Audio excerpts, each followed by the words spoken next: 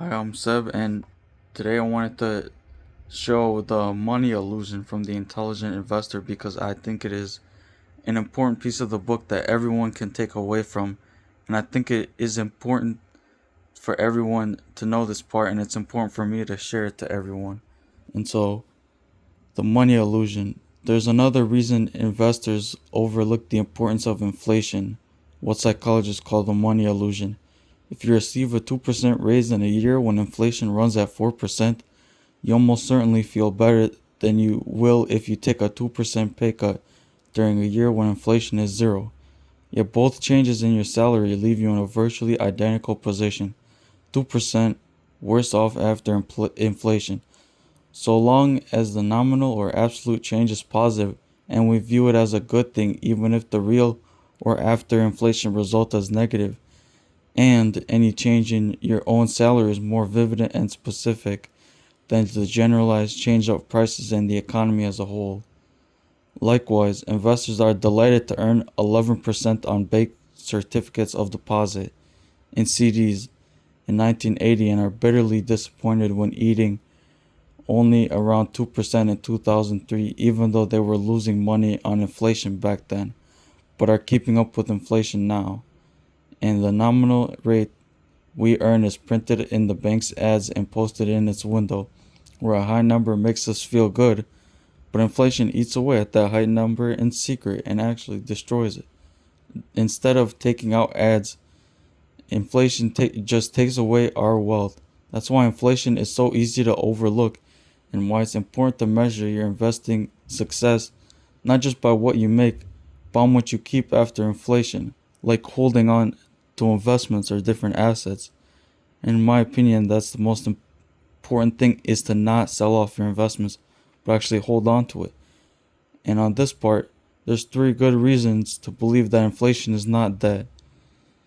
As recently as 1973 to 1982, the United States went through one of the most painful bursts of inflation in our history, as measured by the Consumer Price Index. Prices more than doubled over that period, rising at an annualized rate of 9%. In 1979 alone, inflation raised at 13%, paralyzing the economy in what became known as stagflation, leading many commentators to question whether America could compete in the global market place, and goods and services are priced at $100 in the beginning of 1973, cost $230 by the end of 1982, shriveling the value of the dollar at less than 45 cents. Holy crap. No one who lived through it would scoff at such destruction of wealth. No one who was prudent can fail to protect against the risk that it might occur. Since 1960, 69% of the world's market-oriented countries have suffered at least 1 year in which inflation ran at an annualized rate of 25% or more. On average, these inflationary period rate of 25% or more, on average, these inflationary periods destroyed 53% of an investor's purchasing power. We would be we would be crazy not to hope that America is somehow exempt from such a disaster, but when we would be even crazier to conclude that it can never happen. Rising prices allow Uncle Sam to pay off his debts with dollars that have been cheapened by inflation. Completely eradicating inflation runs against the economic self-interest of any government that regularly borrows. And this is part of the reason why inflation is so bad, is just understanding what inflation actually is. And this part was well described here.